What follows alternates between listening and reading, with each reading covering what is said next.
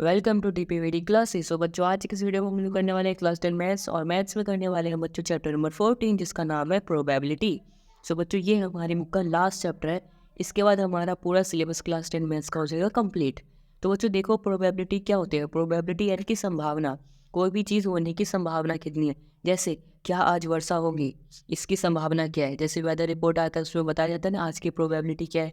उसी तरीके से बच्चों, कोई भी चीज़ होता है, मतलब कि कोई भी चीज़ होने का जो चांस होता है उसी को क्या कहते हैं बच्चों, probability. The chance of anything happened, कुछ भी चीज़ होने का जो चांस होता है उसी को क्या कहेंगे, प्रोबेबिलिटी। यानी उसके होने की संभावना कितनी है। ठीक है। It is a quantitative measure likelihood of occurrence of an event. यानी कि कोई भी इवेंट होता है तो उसको अगर हम मेज़र कर सकते हैं तो उसी को क्या कहेंगे, प्रोबेबिलिटी। अगर हम संभावनाओं को मेज़र कर सके तो उसी को क्या कहेंगे बच्चों, प्रोबेबिलिटी। ठीक है। अब देखो, ये प्रोबेबिलिटीज होता है, जैसे कोई भी चीज़ हो रहा है इसी को हम क्या कहेंगे, इवेंट कहेंगे। जैसे अगर कुछ भी होने वाला है तो उसको क्या कहेंगे, इवेंट। जैसे इंडिया या पाकिस्तान का मैच होने वाला है, इसको हम क्या कहेंगे, एक इवेंट है। उसमें इंडिया जीतने वाली, उसकी प्रोबेबिलिटी कितनी, 1 है। ठीक है, इस तरीके से। और पाकिस्तान जीतने वाली, इसकी प्रोबेबिलिटी क्या है, 0। ठीक है। तो यानी कि किसी भी संभावना को अगर हम मैथमेटिकली प्रूव करें, अगर मैथमेटिकली फाइंड करें, उसी को क्या कहेंगे बच्चे, क्वांटिटेटिव मेजर। अब बच्चों देखो, प्रोबेबिलिटी ऑफ एन इवेंट, यानी कि अगर हमें किसी इवेंट की प्रोबेबिलिटी को लिखना है तो पी ब्रैकेट में ई लिख देंगे। ठीक है। अब किसी भी इवेंट की प्रोबेबिलिटी निकालेंगे कैसे, यानी कि क्या फॉर्मूला है उसको फाइंड करने का। तो देखो, प्रोबेबिलिटी ऑफ एन इवेंट कैसे निकालते हैं, number of favourable outcomes upon में टोटल नंबर ऑफ आउटकम्स। यानी कि टोटल कितने आउटकम्स हैं, साथ में फेवरेबल आउटकम्स कितने, इसको डिवाइड कर देंगे तो हमारी प्रोबेबिलिटी किसी भी इवेंट की आ जाती है। ठीक है बच्चों। तो बस यही सिंपल सा फॉर्मूला है और छोटा सा कॉन्सेप्ट है। अब पहले बच्चों, ये जो हमारा फॉर्मूला है ना, इसके ऊपर एक क्वेश्चन करके देखते हैं। ठीक है। उसके बाद हम बाकी की चीज़ों को भी समझेंगे। सो बच्चों, अभी हमने ये प्रोबेबिलिटी का फॉर्मूला पढ़ा है जो कि क्या है, number of favourable outcomes upon में टोटल नंबर ऑफ आउटकम्स। अब इसके ऊपर ही क्वेश्चन करते हैं। देखो क्वेश्चन में क्या बोला गया, ए bag contain 6 and 4 blue balls. एक बैग है, जैसे कि मैं यहाँ पर एक बैग बना लेता हूँ इस तरीके से। ठीक है बच्चों, ये क्या है, मेरा एक बैग है। इसके अंदर में बच्चों देखो, 6 रेड बॉल है और 4 ब्लू बॉल है।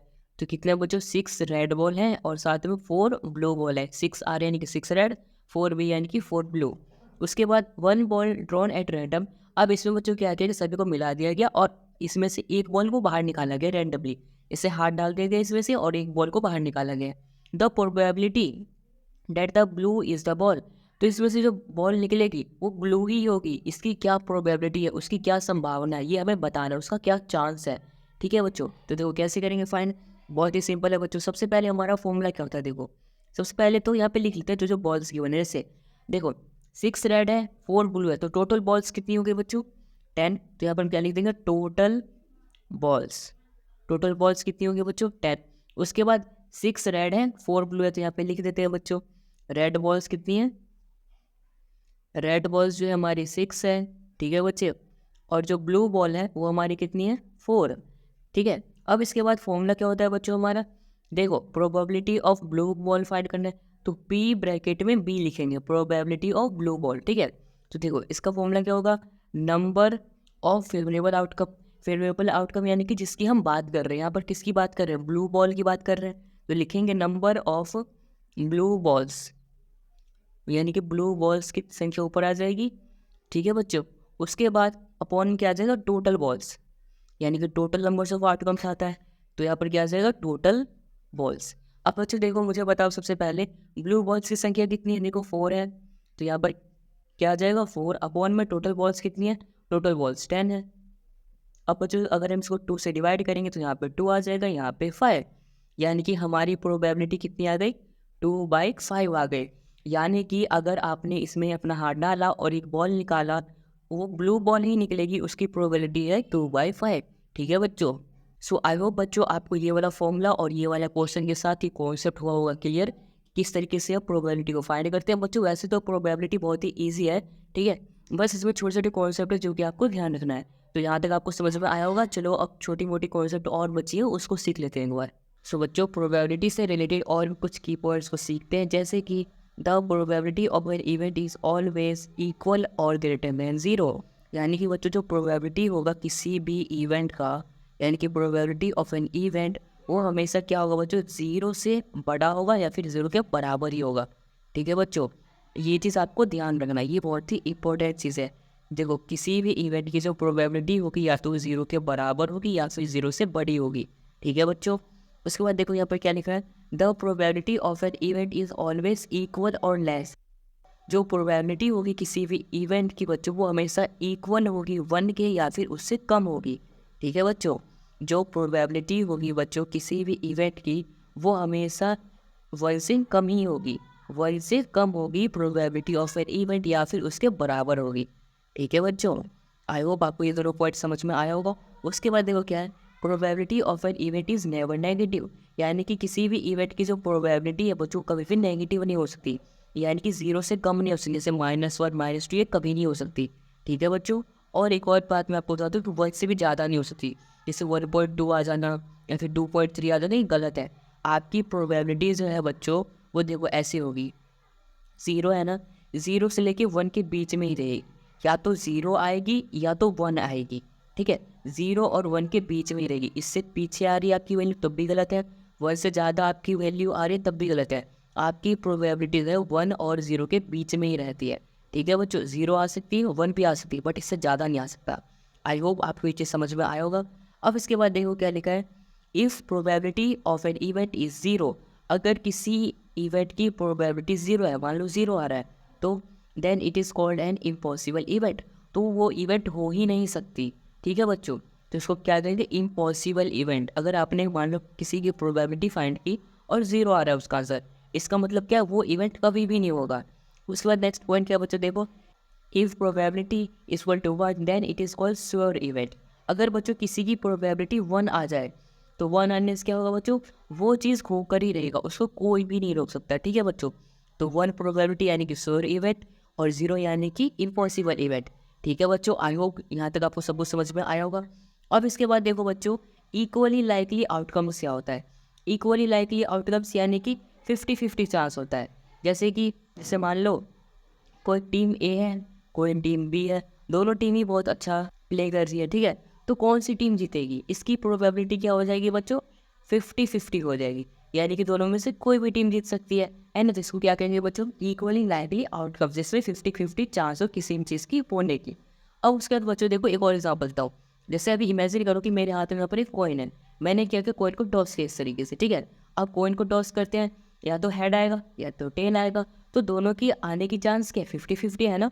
तो इसी को क्या कहेंगे बच्चों, इक्वली लाइकली आउटकम्स, यानी कि 50-50 चांस किसी भी चीज़ की होने की, ठीक है बच्चों। आई होप आपको समझ में आया होगा। अब बच्चों यहाँ पर जो मैंने ये 3-4 पॉइंट्स ऊपर समझाए थे, इससे रिलेटेड एक और चीज़ आपको मैं समझा देता हूँ। क्या चीज़ देखो, मैंने अभी क्या बताया आपको कि जो हमारी प्रोबेबिलिटी है वो 0 से बड़ी होगी या फिर 0 के बराबर होगी, ठीक है बच्चों। जो हमारी प्रोबेबिलिटी है किसी भी इवेंट की, या तो वो 0 से बड़ी होगी या फिर 0 के बराबर होगी, ये चीज़ मैंने अभी आपको बताया, ठीक है। और साथ ही में 1 से छोटी होगी और 1 के बराबर होगी, ठीक है।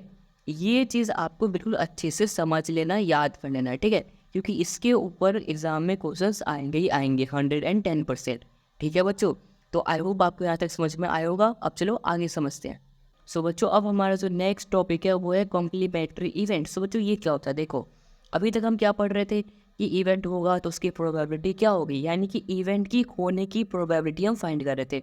बट बच्चों अब हम फाइंड करेंगे इवेंट की नहीं होने की प्रोबेबिलिटी, ठीक है बच्चों। जैसे if E is the event then not P is called the complementary event.